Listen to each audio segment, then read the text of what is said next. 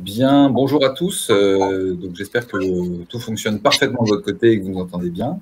On est ravis de vous accueillir en ligne sur cette journée si particulière où on réouvre enfin des choses. Vu que c'est une journée un peu particulière où les gens reprennent leurs marques, on va tranquillement prendre les 2 petites premières minutes de politesse, le temps que chacun puisse se connecter à la plateforme. Dans tous les cas, pour ceux qui sont déjà parmi nous, bienvenue. On est ravis de vous accueillir sur ce webinaire dédié à la reconversion et des transitions professionnelles. On va explorer beaucoup de choses, on va y aller tranquillement. On espère surtout que ces questionnements arrivent dans un moment un peu plus positif, qu'on commence enfin à revoir l'horizon. On espère qu'on va pouvoir aussi vous apporter tranquillement de nouvelles perspectives et qu'on va tous pouvoir repartir sur une nuit positive. Alors, on m'avait proposé une petite musique d'attente le temps que les 2 minutes s'écoulent. Je ne vous cache pas que je n'ai pas saisi l'occasion de mon côté. Je vous ferai grâce. C'est un jour positif, donc nous allons faire en sorte que cela le reste pour tous. Oui, tu as raison, Ludovic. J'ai réservé une table à 12h30 en extérieur. Et si tu peux, faire en sorte qu'il ne pleuve pas, ça serait bien. On va essayer collectivement de s'en sortir aussi sur ces points-là. Ça marche. Ou ceux qui nous suivent directement depuis une terrasse. Qu'ils puissent en profiter pleinement. Je ne sais pas à quel point ils sont nombreux. Vous nous excuserez aussi de ne pas avoir préparé un petit intermède à 4. Nos voix ne s'accordaient pas totalement. On a fait quelques tests micro et pareil, on a aussi renoncé sur le côté choral les uns les autres. Bon, on va peut-être pouvoir démarrer, Ludovic.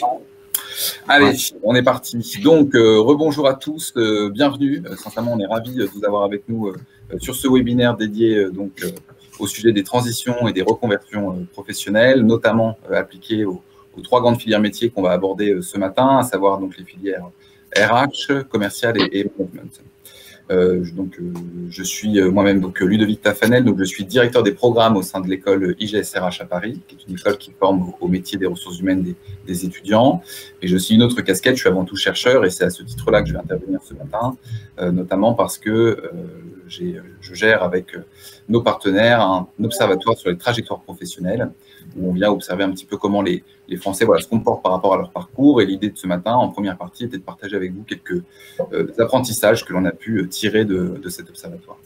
Je suis accompagné de mes 3 comparses qui interviendront en seconde partie du webinaire pour justement entrer dans le vif du sujet de ces filières métiers et de mieux comprendre, si vous souhaitez une reconversion dans ces métiers, ce qui se passe dans chacune de ces filières et comment on peut un petit peu s'orienter. Donc, Lamia Cherfaoui est présente avec nous ce matin. Elle dirige la filière commerce et relations clients au sein du groupe IGS Formation Continue. Paolo Antonio Lopez est présent pour la filière ressources humaines. Et enfin, Damien Sourisseau est avec nous pour tout ce qui a trait à la filière management et management d'entreprise.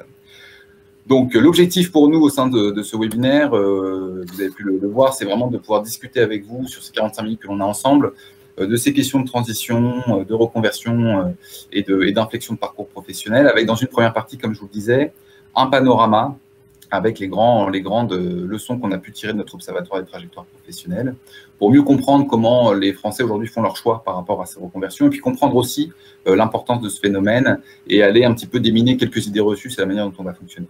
Et puis, je vous le disais, en deuxième partie, on ira voir chaque filière métier pour mieux comprendre dans ces métiers quelles transformations au cœur en ce moment, qu'est-ce qui se passe et comment on peut possiblement saisir des opportunités, aller chercher de la formation pour pouvoir soit parfois perfectionner ses compétences, son expertise et donner une autre orientation à son parcours, soit directement se reconvertir pour ceux qui seraient intéressés par une telle proposition au sein de votre parcours professionnel. Avant d'entamer sur l'observatoire, quelques mots quand même sur le groupe IGS, c'est ce qui nous réunit tous les 4 nous. Donc le groupe IGS est présent depuis maintenant plus de 45 ans dans le métier de la formation et de la formation continue. Le groupe IGS s'est formé dès le début sur la notion de professionnalisation et de pédagogie par les compétences. C'est ce qui nous anime tous les matins, tous les 4 et le reste des équipes bien évidemment. Donc on a vraiment à cœur d'accompagner nos étudiants, mais nos apprenants, les individus, les entreprises sur de la professionnalisation. On est présent sur 9 filières métiers. Vous en avez 3 présentes ce matin sur lesquelles on rentrera plus en détail. C'est 74 000 alumni au total, dont près de 20 000 dans la fonction RH. et c'est tous les ans 15 000 personnes formées au total, à savoir que nous sommes présents à Paris, à Lyon et à Toulouse, donc avec nos 3 indicateurs. Plus spécifiquement, parce que c'était dans l'ADN du groupe, bien évidemment, on a un pôle formation continue qui est assez développé, donc avec les 3 filières métiers que j'ai déjà citées, qui s'organisent autour de titres RNCP, on aura l'occasion d'y revenir bien évidemment, mais qui sont des titres reconnus par l'État, qu'on peut préparer d'un trait, entre guillemets, en entier, et qu'on peut aussi diviser en blocs de compétences, mais mes camarades auront, je pense, loisir d'y revenir sans souci. Ça fait partie des nouvelles inflexions pour sécuriser son parcours et des nouvelles opportunités à aller saisir. Ce pôle formation continue, donc organisé autour de ressources humaines, management d'entreprise et relations clients-commerce, est présent lui aussi sur les 3 campus que je vous ai cités, Paris, Lyon, Toulouse, et au total, c'est 2000 personnes qui sont accompagnées tous les ans, à la fois des individus en direct, mais aussi des entreprises dans leur projet de transformation. Donc ça, c'est voilà, sur qui nous sommes, pour que vous ayez un petit peu plus de lumière sur d'où on parle, entre guillemets.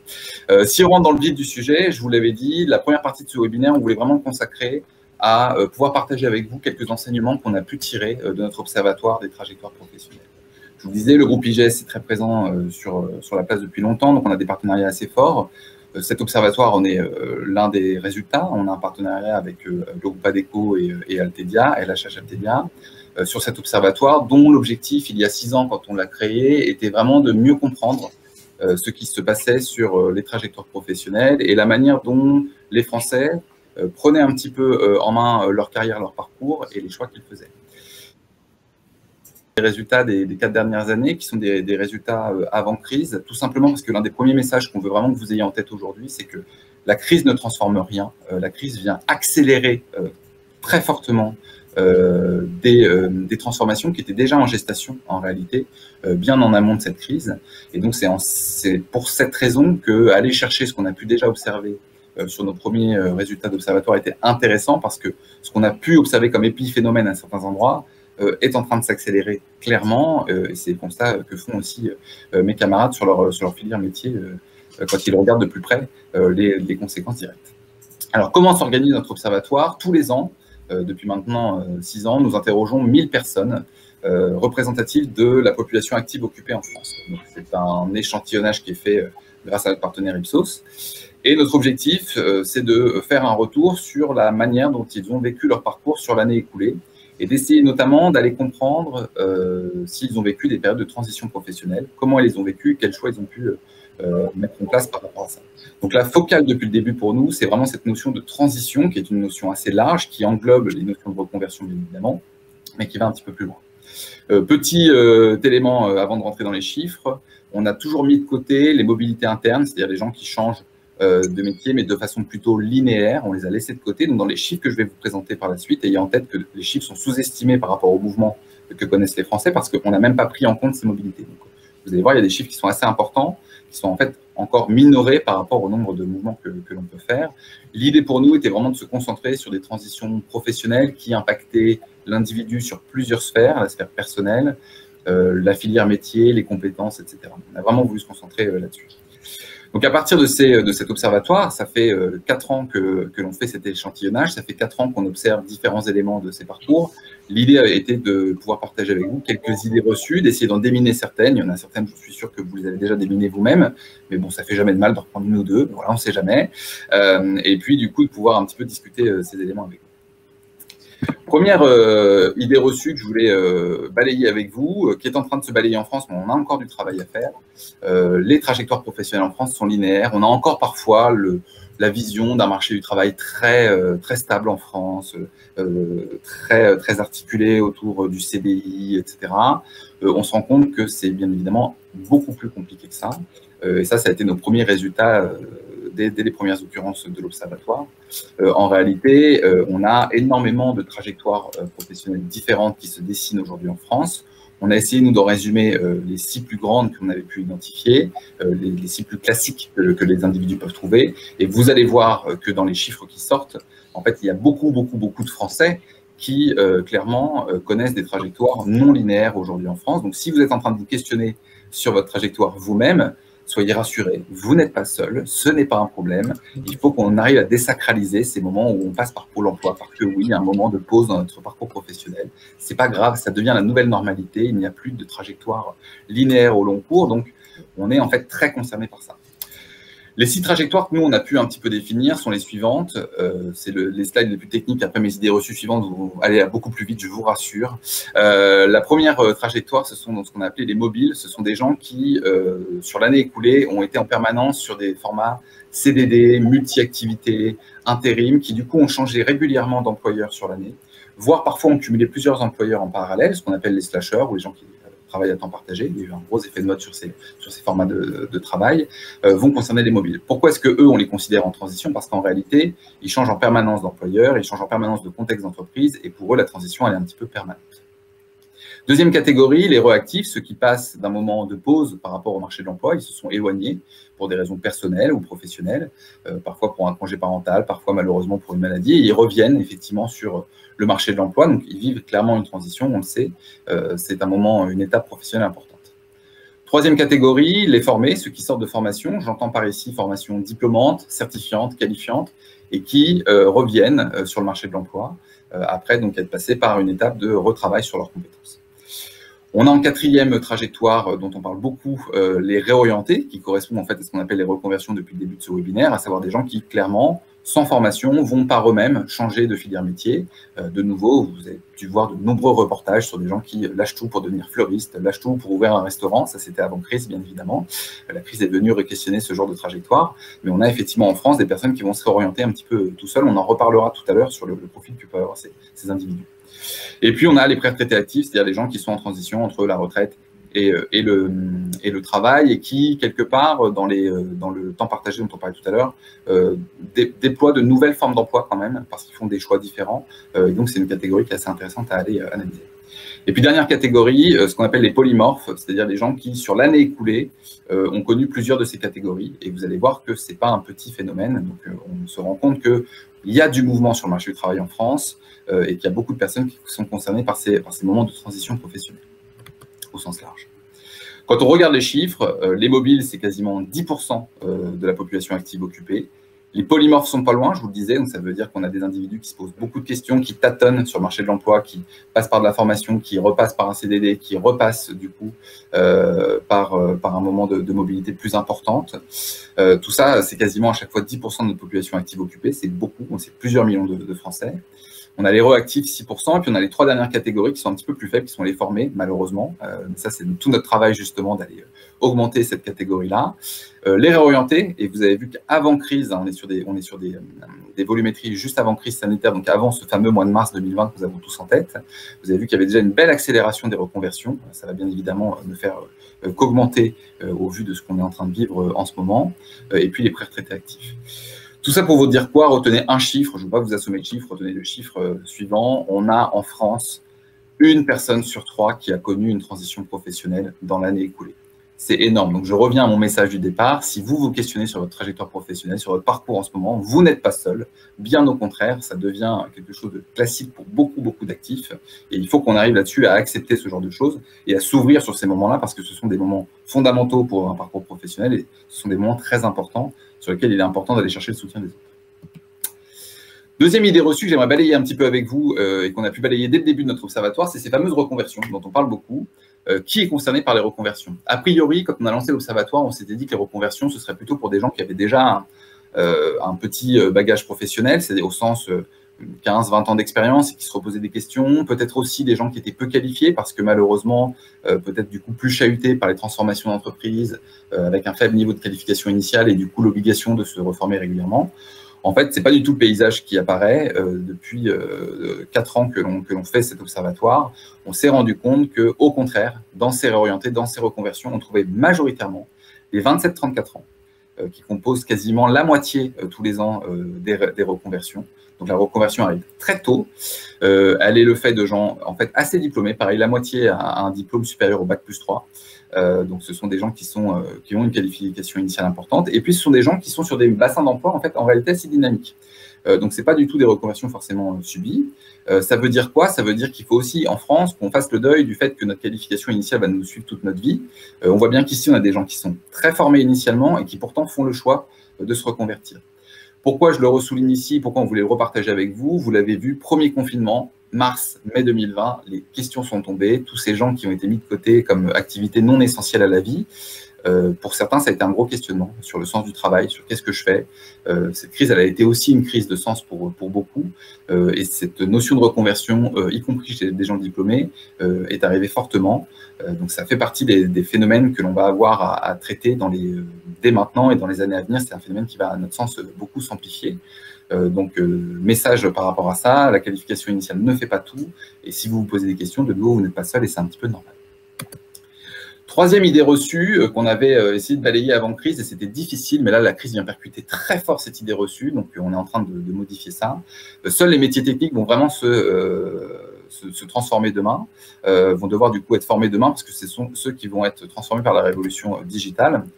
Avant crise, on avait titré la France belle endormie, parce qu'effectivement, on avait fait cette occurrence juste avant la crise sanitaire, et on s'était rendu compte que moins de 20% des actifs en France avaient estimé que leur métier serait très fortement impacté, ou en tout cas significativement impacté demain par les changements technologiques. En fait, on le sait depuis début 2010, il y a rapport sur rapport qui tombe. On sait que globalement, c'est plus de 50% des métiers qui vont être impactés significativement, durablement, par cette révolution technologique que l'on connaît. Ça veut dire quoi? Ça veut dire que non, ce ne sont pas que les métiers techniques qui vont être touchés, et notamment les filières que l'on représente ce matin, management, relations clients, RH, vont être très impactés par ces changements. Je dirais la seule bonne nouvelle de cette crise, il faut essayer de positiver, c'est qu'on l'a réalisé pleinement, je crois, avec cette crise sanitaire qui a mis les activités à distance. Donc on a réussi du coup un petit peu à traduire ce que voulait dire cette révolution digitale pour nous et pour les métiers, mais c'est clairement quelque chose qui va aujourd'hui devoir continuer d'être fait, et c'est très important de pouvoir, pour chacun d'entre nous, traduire ce que ça va changer concrètement dans les métiers, et c'est ce qu'on va s'atteler à faire dans la deuxième partie de ce webinaire avec vous. Quatrième idée reçue, il n'y en a que 5, rassurez-vous, donc on est déjà sur la deuxième partie. La formation n'est pas indispensable lors d'une transition professionnelle. Ça, c'est quelque chose qu'on voulait revoir avec vous parce que en France, et je rejoins ce que je disais avant, on a encore cette sensation malheureusement que la formation initiale fait tout, et que donc une fois qu'on a une formation initiale solide, si on veut changer du coup de trajectoire professionnelle, on peut faire des reconversions sans repasser par de la formation. Alors c'est vrai qu'on peut, bien évidemment on peut, mais les conséquences ne sont pas exactement les mêmes. En réalité, en France, je vous le disais, on a beaucoup de mouvements. On a un tiers des gens qui ont connu une transition dans l'année. Quand on regarde ces gens, la problématique qu'ils ont, c'est de réussir à se stabiliser. Quand vous prenez tous les actifs occupés et que vous leur demandez est-ce qu'ils comptent changer de profession demain, ils sont 1/10 à réfléchir à changer de profession dans l'année à venir. Ce n'est pas un petit phénomène, il faut quand même l'avoir en tête, c'est déjà un chiffre important. Pour autant, quand on se focalise sur les gens qui ont connu une transition dans l'année écoulée, donc ils ont déjà vécu une transition dans les 12 mois, ils sont cette fois-ci 2 fois plus nombreux, ils sont 1 sur 5 à se poser la question de déjà changer de profession dans 12 mois. C'est 1 sur 3 parmi les gens qui se sont reconvertis tout seuls. Donc quand on se reconvertit seul, sans avoir recours à la formation, on change de filière métier, souvent il y a des désillusions, et 1 sur 3 envisage déjà, alors que l'année n'est même pas encore écoulée, de se réorienter par la suite dans l'année à venir. Et on voit qu'en fait, les seuls qui arrivent à se stabiliser, ce sont ce qu'on appelle chez nous les formés. Les gens qui ont reçu une formation certifiante, qualifiante, diplômante, je le redis, qui eux, par contre, sont profession dans l'année à venir. Donc on voit bien qu'on peut faire des parcours professionnels sans repasser par la formation, bien évidemment, mais la formation va quand même aider très fortement à restabiliser les choses. 1, parce que vous allez asseoir vos compétences, et 2, surtout parce que vous allez mûrir votre projet professionnel, vous frotter aux réalités du métier, et donc avoir un projet plus mature et plus pérenne. Dernière idée reçue, en France, il est difficile de prendre en main son parcours professionnel. Ce n'est pas vraiment une idée reçue, en fait, c'est ce que vous nous faites ressortir directement. Quand on fait nos enquêtes, on se rend compte qu'un Français sur 2 ne sait pas aujourd'hui vers qui se tourner pour trouver des conseils, de l'aide, l'aider à s'orienter professionnellement. Ils sont 2 tiers à ne pas savoir comment identifier des secteurs d'activité qui, demain, vont créer de l'emploi, dans lequel ils pourraient trouver, du coup, des situations professionnelles positives. C'est vrai, c'est difficile en France de s'orienter. Pourtant, il faut le dire et le redire, il existe des dispositifs aujourd'hui qui sont en cours d'appropriation et qu'il faut absolument que vous alliez voir si vous posez des questions. Le CPF, qui a quand même augmenté de notoriété grâce à la crise, donc le compte personnel de formation, ce compte sur lequel vous avez des euros que vous pouvez investir dans une formation qualifiante ou certifiante. Attention de ne pas précipiter vos choix, c'est tout ce que je dirais, parce que j'ai vu beaucoup de gens pendant la crise se précipiter avec leurs 2000 €, aller se payer une formation d'anglais, c'est formidable. Seulement, c'est très bien. Je suis sûr que pour 5% d'entre eux, ça leur servira dans leur parcours professionnel. Il y a plein d'autres choses dans l'offre de formation qui existent. Et sachez qu'une fois qu'on a utilisé les fonds, il va falloir attendre 4-5 ans avant de les récupérer. Donc attention sur l'usage fait du compte personnel de formation, mais allez voir ce compte personnel de formation, c'est important si vous ne l'avez pas encore fait. Et deuxième conseil, un dispositif qui est très peu connu, c'est le conseil en évolution professionnelle. Allez voir sur Internet. C'est un droit que nous avons tous, c'est un droit gratuit, je vais y arriver, pardon. Vous avez le droit d'aller voir du coup des personnes qui vont prendre du temps avec vous pour faire un bilan sur votre parcours professionnel, vous aider à vous orienter sur les secteurs porteurs, comment monter un projet pour se réorienter, etc. Et c'est donc un dispositif gratuit partout sur le territoire, donc allez en ligne, vous verrez comment le voir. Et plus globalement, ayez le réflexe d'aller vers des gens dont c'est le métier, aller vers des organismes de formation, aller faire des bilans avec des gens qui sont sur les métiers que vous visez, parce qu'ils connaissent les évolutions, ils pourront vous aider bien évidemment à vous orienter. Donc, ne restez pas seul, oui c'est compliqué de s'orienter en France, mais il existe des dispositifs, il existe des relais, et il faut vraiment réussir à les identifier pour pouvoir mieux construire votre parcours professionnel. 4 points que je voulais que vous reteniez, et avant qu'on passe du coup à la manière dont cette reconversion peut se penser dans les filières métiers que nous avons évoquées ensemble. Je veux absolument qu'on ressorte de ce webinaire en se disant que oui, les transitions en fait sont désormais incontournables dans tout parcours professionnel. C'est pas grave, on se pose des questions, tant mieux. Le tout, c'est de pouvoir réussir à s'encadrer de la bonne façon, à être accompagné par les bonnes personnes. 2, si vous voulez vraiment avoir un projet professionnel mature et pas tomber dans ce que je vous ai décrit, à savoir des gens qui sont en transition permanente, il faut vraiment réussir à comprendre les transformations qui sont en cours, métier par métier, pour comprendre de quoi sera fait le quotidien demain dans tel ou tel métier et pour vraiment pouvoir mieux construire votre projet professionnel. Ensuite, bien évidemment, je ne pourrais que vous conseiller d'essayer de mettre de la formation professionnelle dans votre réflexion. Et ça, mes collègues en reparleront sans souci. Et puis enfin, appropriez-vous les différents dispositifs, CPF, CEP, la VAE. Allez voir des professionnels de la formation qui vous aideront justement à construire votre parcours, c'est important. Ça, c'était sur les premières idées reçues qu'on voulait balayer, qui était vraiment le paysage global pour un petit peu introduire notre webinaire. Et puis, la deuxième chose qui nous tenait vraiment à cœur de faire avec vous, c'était vraiment de pouvoir aller voir filière métier par filière métier, justement, comment maintenir son employabilité, quels sont les facteurs d'évolution sur les différents métiers que l'on a l'habitude, nous, de représenter, comment on peut justement réussir cette transformation, une reconversion ou un approfondissement dans ces différentes filières. Et je vous propose de commencer par la première filière, qui est la filière qui m'est bien évidemment à cœur, parce que je suis moi-même dans la RH, donc de commencer avec Paolo pour justement la filière RH et d'essayer de voir ensemble, Paolo, justement quelles sont les tendances aujourd'hui sur la filière RH et quelles transformations ont lieu sur ces métiers. Merci Ludovic. Est-ce que vous m'entendez? Parfaitement. Merci. Bonjour à tous. Donc Paolo Antonio Lopez, je représente la filière ressources humaines.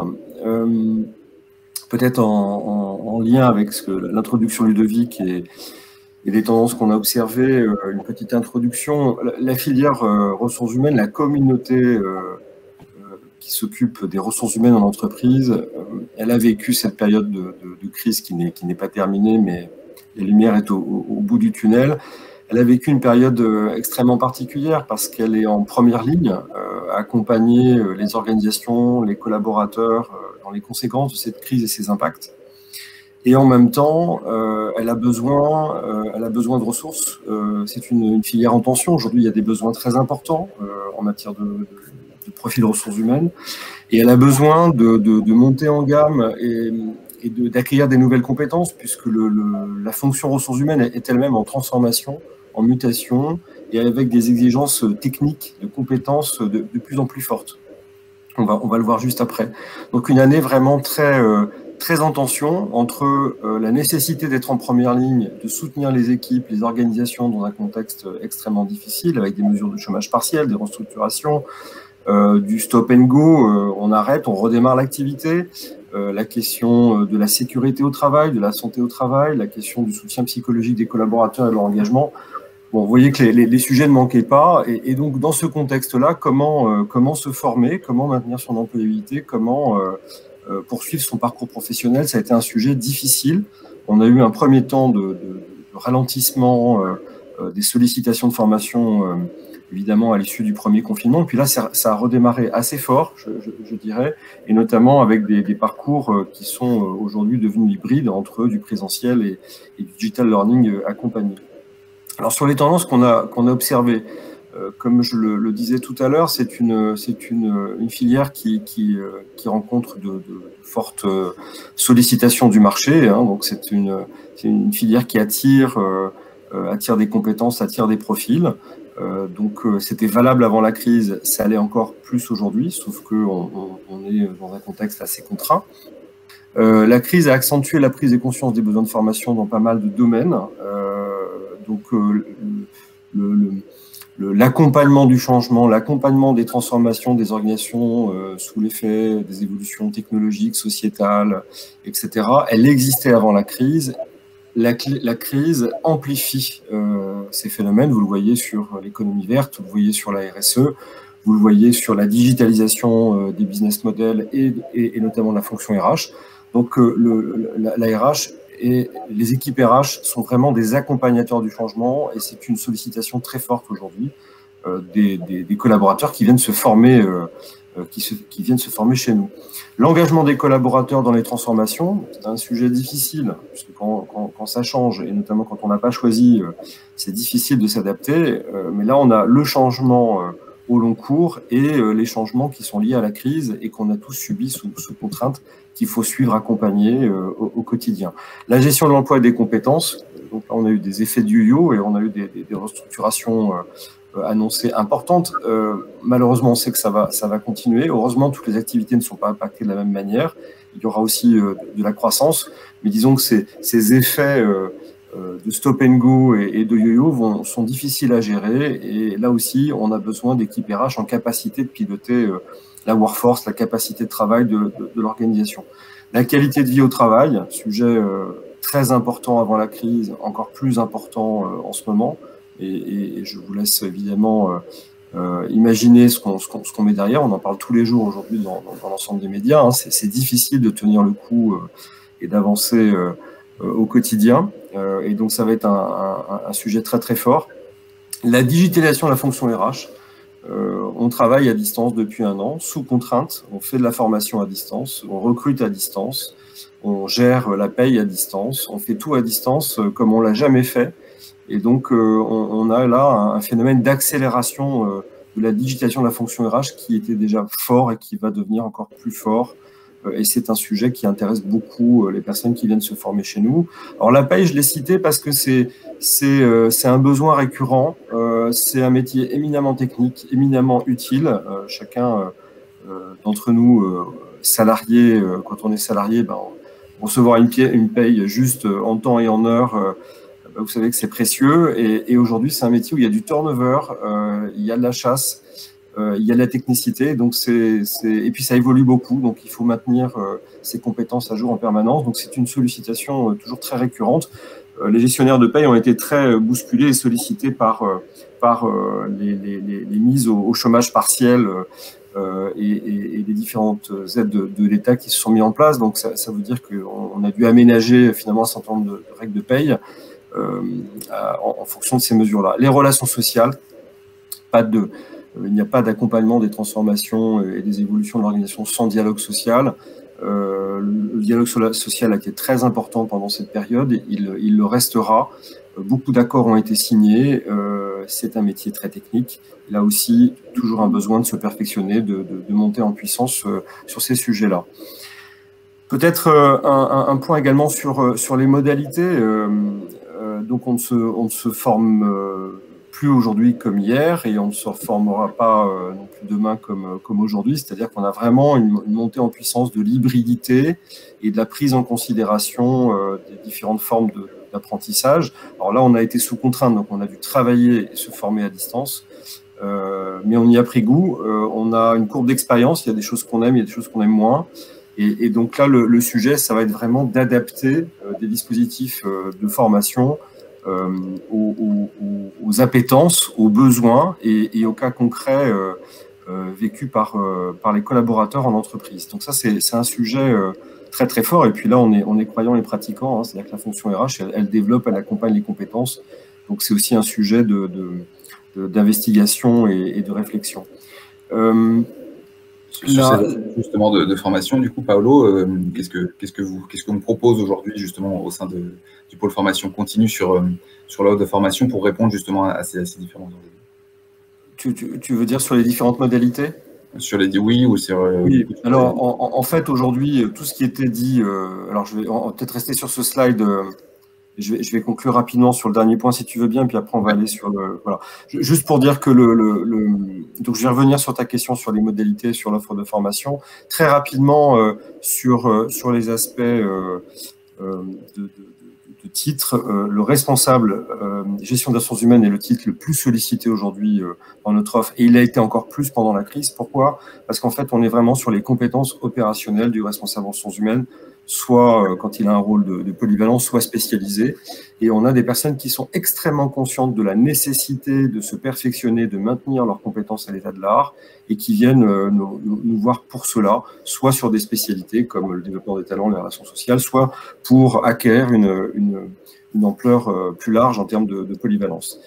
Donc, on peut aller directement, on peut passer cette slide, on peut aller directement sur l'offre. Donc, l'offre de formation, elle est organisée par métier, donc gestionnaire de paye, assistant RH, chargé d'administration des ressources humaines, responsable de la gestion des ressources humaines, responsable en management et direction des ressources humaines, et un MBA, un exécutif HR MBA dédié donc aux ressources humaines avec une dimension très internationale. Vous avez sur votre droite les domaines de compétences. Je les ai un petit peu cités tout à l'heure. Le management de la transformation et leadership RH est l'un des sujets principaux sollicités, et vous comprendrez aisément pourquoi, puisqu'on est vraiment sur la transfo. Le développement RH et management des talents, derrière se cache la question du management de l'emploi, des compétences et du bon niveau de ressources par rapport aux besoins des organisations. Donc, c'était un sujet également très sollicité. Les relations sociales, j'ai fait un focus tout à l'heure, et le SIRH qui passe à la digitalisation très très forte et qui est un sujet important. Dernier focus, si tu veux bien nous transporter sur la slide suivante. Merci beaucoup. Donc là, vous avez, je vais pas le commenter pour prendre en considération les contraintes de temps, mais vous avez là l'ensemble de notre offre en formation ressources humaines. On a aujourd'hui 6 titres qui nous appartiennent, qui sont déposés au RNCP, qui sont organisés avec des certificats de compétences, qui sont des blocs de compétences finalement homogènes autour des thématiques que j'ai citées tout à l'heure. Vous en voyez l'ensemble du panorama, donc le fameux titre responsable management des ressources humaines et responsable gestion des ressources humaines sont les 2 titres aujourd'hui qui sont très très très sollicités. Et en particulier le RGRH, donc, qui est très opérationnel et qui couvre 4 blocs de compétences. J'en ai parlé tout à l'heure.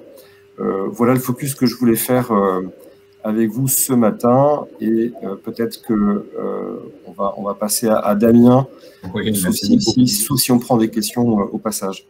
Oui, merci beaucoup Paolo. Merci aussi de rappeler, effectivement, vous pouvez poser des questions via le chat, n'hésitez pas. On essaiera de prendre un temps en fin de présentation pour pouvoir échanger tous ensemble. Merci beaucoup, c'était super clair. Damien, du coup, même chose, management d'entreprise. Je suppose qu'il y a aussi beaucoup de choses qui sont en train de se transformer. Est-ce que tu peux nous en dire un petit peu plus justement sur les transformations métiers? Si j'active pas mon micro, ça va pas fonctionner.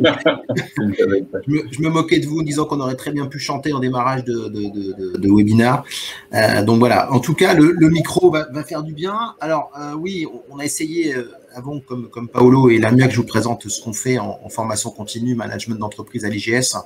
Bon, j'essaie de dégager cette tendance qui sont là aussi, comment on va dire, d'actualité, mais qui étaient déjà émergentes avant la crise. Je crois qu'aujourd'hui, et on le ressent de plus en plus avec la crise sanitaire et économique, on demande aux managers, quel que soit leur niveau hiérarchique, d'être de plus orienté business development et création de valeur. Ça veut dire quoi? C'est cette capacité à entreprendre, c'est cette capacité à porter des initiatives, c'est cette capacité à essayer d'orienter les résultats de l'entreprise vers plus de valeur, vers de la relation commerciale. Et aujourd'hui, un manager qui soit dans une organisation même associative ou à but non lucratif doit toujours avoir cette logique de finalement en quoi je contribue à développer l'activité de mon organisation. Et ça, c'est fondamental. Donc, c'est ce que nous, on appelle dans notre jargon, cet esprit entrepreneurial qui doit de plus en plus coller à la peau des managers, quel que soit leur positionnement hiérarchique. Après, aujourd'hui, les managers, ils sont plus dans leur bureau, ils sont plus en action de prise de décision et de laisser faire leurs équipes. Ils doivent être engagés dans le quotidien, dans l'activité opérationnelle et être orientés très solution. On est convaincu chez IGS Formation Continue Management qu'un bon manager, c'est aussi quelqu'un qui est capable de mettre les mains dans le cambouis et d'accompagner ses équipes au quotidien. Et vous le verrez après dans l'offre, c'est vraiment le cœur de nos parcours de formation. Autre élément aujourd'hui qu'on voit émerger et qui avait déjà émergé avant la crise, mais qui est fondamental aujourd'hui, c'est que dans le style de management, si je parle au sens de la façon dont j'engage mes équipes au quotidien, ce qui se dégage de plus en plus, c'est cette capacité pour les managers opérationnels, les managers décideurs, les managers de tout niveau, à raisonner intelligence collective. C'est plus je décide dans mon coin, je fais appliquer, c'est comment j'engage mes collaborateurs, comment je favorise l'émergence d'idées, le processus de créativité au sein de mon équipe, pour que tous ensemble, on arrive à l'objectif. Alors, il n'en reste pas moins que le manager, et je dérive sur le point 7, c'est lui quand même qui garde le cap parce qu'il sait où il va, parce qu'il a participé à la construction de la stratégie, parce qu'il a les orientations, mais la façon d'y arriver, il y a une implication beaucoup plus importante de l'ensemble des équipes dans la façon dont on construit le chemin pour arriver à l'atteinte de ces objectifs. Et pour y arriver, atteindre ces objectifs, c'est le point 4. Les managers aujourd'hui, moi je suis très friand de cette expression, c'est avant tout des managers pédagogues. Donc ils sont porteurs d'une vision, ils sont porteurs d'une stratégie, ils sont porteurs de sens et ils doivent constamment au quotidien faire preuve de pédagogie pour expliquer, donner du sens à l'ensemble des actions que les collaborateurs doivent mener au quotidien. Cinquième point, bon, c'est pareil, c'est pas nouveau, mais ça s'est accéléré avec la crise, la notion d'agilité. Alors, ça peut parfois être pris comme une certaine forme de difficulté par certains collaborateurs parce que ça nécessite d'avoir des allers-retours, de pas forcément travailler dans des organisations qui sont toujours très organisées, très processées. Mais l'agilité dans le quotidien du manager devient fondamentale. Et de plus en plus, le manager doit apprendre aussi à travailler en mode transverse. Et ça, c'est des choses qui, notamment sur la partie accompagnement du changement, transformation, management de projet, on s'aperçoit que voilà, le management hiérarchique et le management transverse sont en train de converger dans une seule et même direction. Bon, je ne m'arrêterai pas sur le point 6 parce que ça soit Paolo ou Ludovic, vous en avez largement parlé, la fonction managériale est bien sûr elle aussi impactée par tout ce qui est transformation digitale. On le voit au quotidien. Alors, je ne parlerai pas du management à distance, mais c'est un des éléments clés. Les solutions informatiques qui permettent de mieux s'organiser, qui permettent de mieux gérer sa business unit, etc. Donc voilà, il y a une vraie transformation du métier par les solutions digitales. Et puis enfin, comme je le disais tout à l'heure, et c'est encore d'autant plus vrai avec la crise, il y a une demande d'une très forte capacité de résilience de la part de ces managers, au sens où on lâche rien, le manager doit être là pour garder le cap, pour garder l'orientation, et c'est le premier à montrer l'exemple s'il veut derrière que les équipes suivent dans leur quotidien. Donc voilà, c'est cette tendance que j'ai essayé de résumer et qui vont se traduire, si tu veux bien Ludovic, qui vont se retrouver dans les métiers qu'on accompagne, les domaines de compétences clés qu'on accompagne à l'IGS. Comme je disais tout à l'heure, nous on est des spécialistes de l'accompagnement des managers opérationnels. Donc orienté solution, collaboration, pour rebondir sur ce que je disais précédemment. Vous le voyez, on a un ensemble de filières de l'office manager jusqu'à l'entrepreneur, l'intrapreneur. L'office manager, c'est celui qui est là pour aider son manager à se concentrer sur son business. Donc, il a un vrai rôle de coordination au niveau de l'activité. Et puis après, vous avez ces différents managers. Le manager opérationnel qui va gérer plutôt des petites équipes. Le manager de business unit qui, lui, va gérer un centre de profit. Donc, il va avoir une activité commerciale, une activité économique, une activité de management qui va être là pour organiser, déployer la stratégie. Le directeur d'activité, directeur projet qui est un peu plus dans l'entrepreneuriat, qui est un peu plus dans la construction de la stratégie, qui est un peu plus dans la politique de l'entreprise. Et puis, évidemment, ces managers de business unit, ces directeurs d'activité qui, à un moment donné, veulent se reconvertir ou veulent entreprendre en interne, on les accompagne sur des parcours orientés extérieur entreprise à l'entrepreneuriat ou intrapreneuriat, quand l'idée, c'est de lancer une nouvelle activité, un nouveau service en entreprise. Voilà donc pour ces métiers. Évidemment, on va retrouver les 4 domaines de compétences clés, qui sont bien sûr, la première partie, c'est autour du management des hommes, donc la partie people management, qu'on a orienté dans une approche très collaborative. Le deuxième expertise, c'est toute la partie stratégie organisation, avec cette forte dose d'agilité dont je parlais précédemment. La troisième partie, qui tourne autour de l'innovation et du développement, donc avec cette capacité aussi pour un manager opérationnel, un manager de business unit, de rentrer dans la fonction commerciale. Je ne suis pas forcément le premier commercial d'entreprise, mais j'apprends à travailler avec une direction marketing, avec une direction commerciale. Et puis, bien entendu, le nerf de la guerre, qui est quand même de produire des résultats économiques. Donc, avec, quel que soit le métier accompagné, ce pilotage économique responsable. Dans le temps qui me reste, voilà, vous trouvez la filière. Donc, vous les retrouvez nos différents programmes de formation. Donc, on en a 4. Vous avez l'Office Manager, j'en parlais. Donc, découpé en 5 blocs de compétences. Donc, vous le voyez dans ces blocs de compétences, c'est très orienté autour de l'accompagnement de son manager, que ce soit sur des sujets commerciaux, RH, économiques, stratégiques ou de communication d'organisation. Vous avez ensuite le manager opérationnel, qui est le premier niveau de management de l'entreprise, où lui, voilà, sa fonction principale, c'est d'animer son équipe. Il n'a pas forcément une fonction commerciale comme peut l'avoir le manager de business unit, mais lui, il accompagne le changement, il pilote le changement quotidien. Donc, on a un blog sur ce sujet. Il manage une équipe à taille humaine. Sur le côté commercial, il n'est pas dans la construction d'un plan d'action marketing et commercial, il n'est pas dans l'exploitation de CRM, etc. Mais il est beaucoup plus, lui, dans la relation client de tous les jours, de proximité au sein du lieu géographique dans lequel il travaille. Et puis, il ne manage pas forcément, comme le manager de business unit, une performance économique au sens un résultat, de la finance de son organisation, mais il est dans ce qu'on appelle le management de la performance opérationnelle, donc beaucoup plus dans ces notions analytiques, de tableau de bord, d'organisation de tous les jours, comment je suis qu'un objectif auprès de mes collaborateurs. Voilà. Et donc, le manager business unit, c'est le cran du dessus. Vous le voyez dans les blocs. Là, on est beaucoup plus dans l'organisation d'une activité. Je manage des équipes de taille beaucoup plus importante. Je déploie la stratégie de mon entreprise. Et puis, évidemment, je manage une performance économique. Donc, je suis capable de comprendre ce que c'est qu'un résultat économique. Je comprends ce que c'est qu'un bilan d'entreprise. Je comprends si ma trésorerie est bonne. Je comprends si je suis solvable ou pas. Voilà. Alors que le manager opérationnel, lui, il n'est pas dans ces notions-là. Il est dans des notions beaucoup plus de terrain. Et enfin, le dernier programme, c'est le dirigeant entrepreneur. Vous voyez, lui, il est plus tourné vers le pourquoi, donc vers l'entrepreneuriat, la stratégie, le leadership, les notions d'innovation, de business development, et puis de pilotage, donc avec les notions de contrôle, de mise en place de process, tout ce qui va être tourné autour de la compliance. Voilà, avec toutes ces notions-là, vous les retrouverez de façon beaucoup plus détaillée sur notre site internet et auprès de nos conseillères formation pour ceux qui se posent tout un tas de questions sur la filière management du groupe IGS Formation Continue. Juste un petit dernier mot. Vous voyez, il y a une petite marque qui s'appelle ESAM. En fait, tous ces diplômes sont portés par l'école ESAM, qui est l'école de management du groupe IGS. Au même titre que l'IGS et RH accompagne les programmes de ressources humaines, c'est l'école ESAM qui accompagne ces programmes pour la filière management. Merci beaucoup, Damien. Damien, avec toutes nos excuses, parce que voilà, on va prendre une formation sur l'égalité professionnelle, parce que là, vraiment, c'est terrible. Alors, oui, parce que j'ai la parole en dernier. Voilà, sur les métiers du commerce. Alors, je vais essayer d'être efficace sur le timing.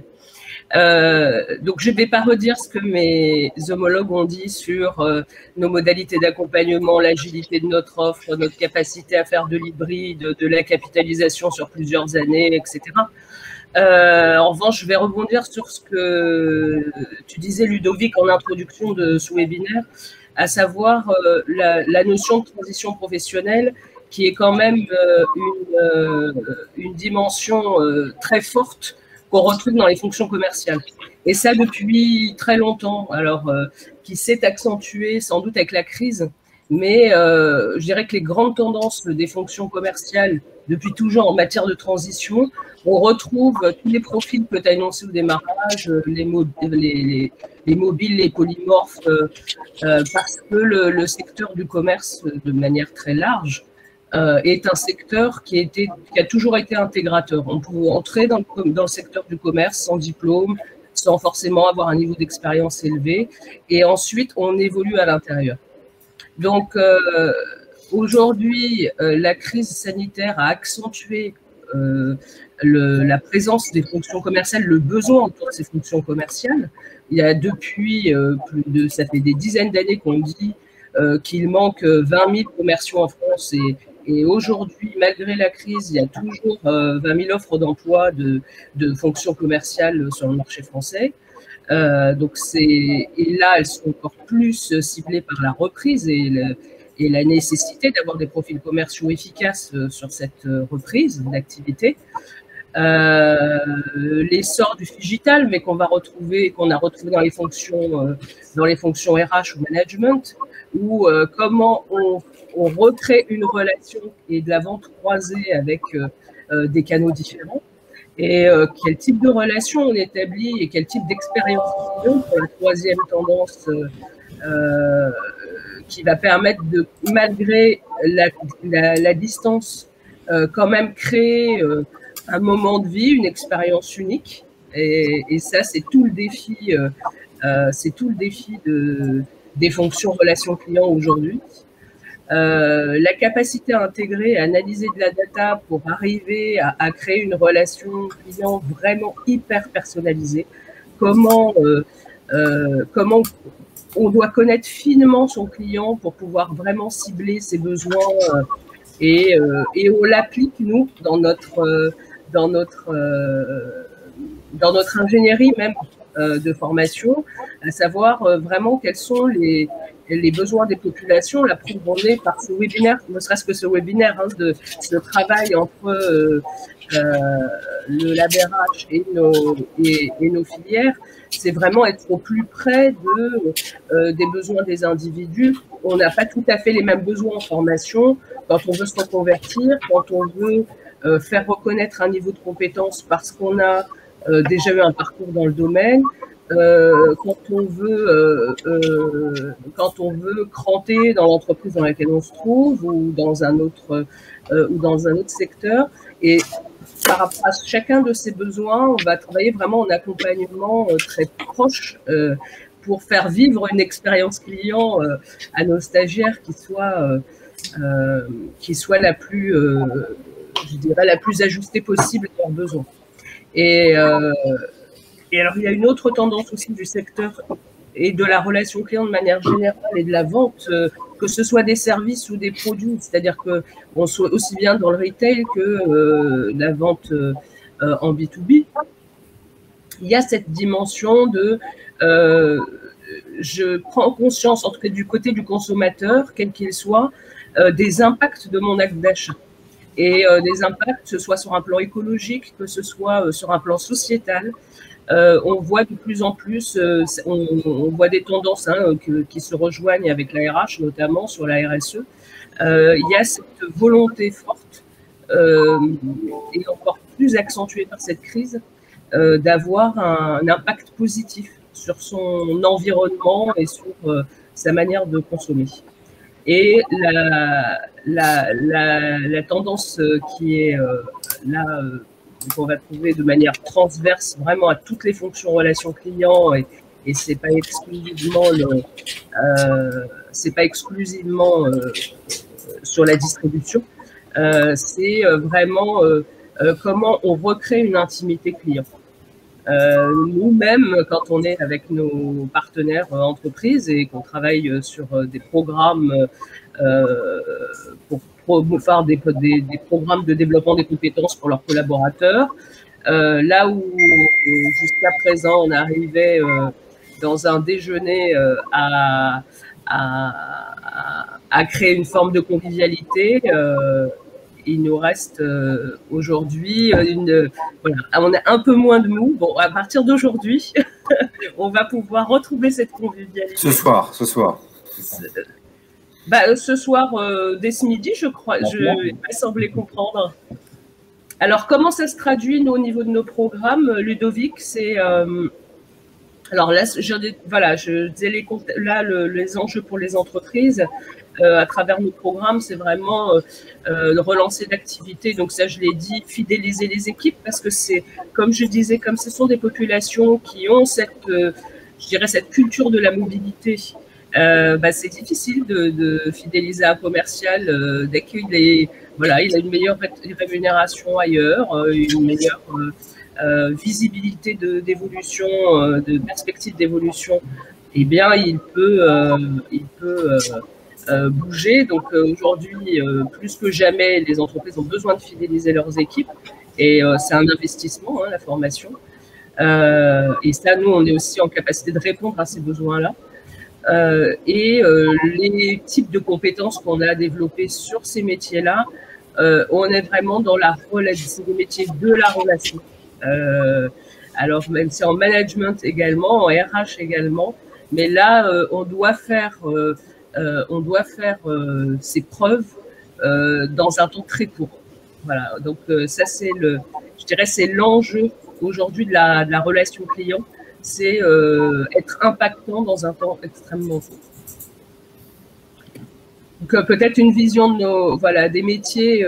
On est sur plusieurs niveaux de management. J'entends un bip. Est-ce que c'est l'indication qu'il faut que s'arrête? Non, je vois que le compteur tourne, donc je peux encore terminer là-dessus. Voilà, vraiment, on accompagne les managers, des managers de proximité, vraiment dans les secteurs du retail ou de la vente de services, par des titres du ministère du Travail, comme le manager d'unité marchande, par exemple. On va être sur des fonctions très, très opérationnelles de management d'équipe de vente, des chargés de clientèle qui ont une dimension conseil de plus en plus prononcée. Quand on parle de l'utilisation de la data et comment on va s'ajuster aux besoins de son client, on introduit toutes ces dimensions-là dans nos programmes. Le responsable commercial et marketing qui est vraiment un niveau de management qui séduit beaucoup les fonctions commerciales parce qu'il valide un niveau d'expérience et d'expertise dans la gestion de plans d'action commerciaux et marketing. Ce sont deux fonctions qui se rejoignent énormément aujourd'hui et l'un ne peut pas aller sans l'autre. Et la transversalité qu'évoquait tout à l'heure Damien sur le manager de business unit, par exemple, cette transversalité chez le manager commercial, elle est juste vitale entre les filières métiers, la ligne métier, la relation client en front, des back-office. Il faut que tout ça fonctionne. Il y a ce qu'on vend et il faut que la promesse, elle soit tenue tout de suite. Sinon, si ça ne fonctionne pas, ça se fait, on le sait sur les réseaux sociaux, dans la minute qui suit. Donc, on n'est plus du tout dans la même temporalité en termes de relations clients que on a pu l'être jusqu'ici. Donc, et le niveau de management pour l'instant de direction, on va dire commerciale et marketing, qui s'appuie sur les diplômes de notre école de commerce ICD du groupe, comme le responsable commercial et marketing d'ailleurs. Ce titre-là, il est aujourd'hui accessible en VAE. On est en train de développer le programme en formation interentreprise. Voilà, pour faire vite. Merci beaucoup, Lamia. C'était un vrai challenge. Merci à toi de l'avoir tenu. On est quasiment dans les temps, dans la vraie vie. Avant, quand on faisait du présentiel, il y avait toujours de la latence. Il faut qu'on reprenne ces bonnes habitudes. Donc, c'est bien, on va vers un monde normal. Alléluia. Merci beaucoup donc, pour ces enjeux les uns les autres. Je vous rappelle que si vous avez, on peut encore prendre quelques minutes de questions si vous le souhaitez. Il y a une question qui est apparue peut-être pour toi, Paolo, sur le titre exécutif MBA est accessible après le M2 RMDRH de la part d'Aurélie. Et si d'autres ont des questions, n'hésitez pas à les poser, bien évidemment. La réponse est oui. Par contre, il faut justifier d'une expérience professionnelle d'au moins une dizaine d'années dans le cadre de la fonction ressources humaines. Merci beaucoup. Je ne sais pas trop s'il y en a d'autres questions. J'espère que du coup, on a pu balayer avec vous un ensemble d'enjeux sur ces différentes filières métiers qui ont pu retenir votre attention, faire résonance peut-être avec ce que vous vivez aujourd'hui, avec des questions que vous pouvez vous poser. On a encore un petit temps de questions si vous le voulez. En tout cas, n'hésitez pas, bien évidemment, reprendre contact aussi avec nos équipes, hein, si vous voulez remettre en discussion de façon plus intime, comme disait Lamia juste avant, donc plutôt en one-to-one, votre projet professionnel, vos questionnements, et puis peut-être du coup ce que nous on pourrait vous offrir. Je vous le redis, hein, vraiment par rapport à ce qu'on avait dit au début, c'est très important de rester entouré, d'être accompagné sur ces projets pour qu'ils puissent être durables dans le temps et qu'on ne rentre pas dans une boucle infernale de transition successive. Donc posez des questions, entourez-vous, venez voir des gens, allez voir le CEP, venez nous voir, c'est très important de pouvoir prendre un maximum d'éléments. J'ai l'impression qu'on n'a pas trop d'autres questions. On n'en a plus particulièrement. Je vous propose que peut-être on s'arrête là pour aujourd'hui. On vous remercie tous très chaleureusement. Je remercie mes compères d'avoir du coup fait ce challenge de résumer 10 tendances chacun en 3 minutes. Merci beaucoup à chacun d'entre vous. C'était extrêmement du coup enrichissant pour nous tous. J'espère que ça aura répondu à vos questionnements. Et du coup, n'hésitez pas à revenir vers nous et profiter de cette première journée de nouvelle liberté qui vous attend et qui nous attend avec grand plaisir. Merci beaucoup à tous. Très bonne journée. Merci à tous. Beaucoup. Merci tout le monde. Merci Ludovic. Au revoir.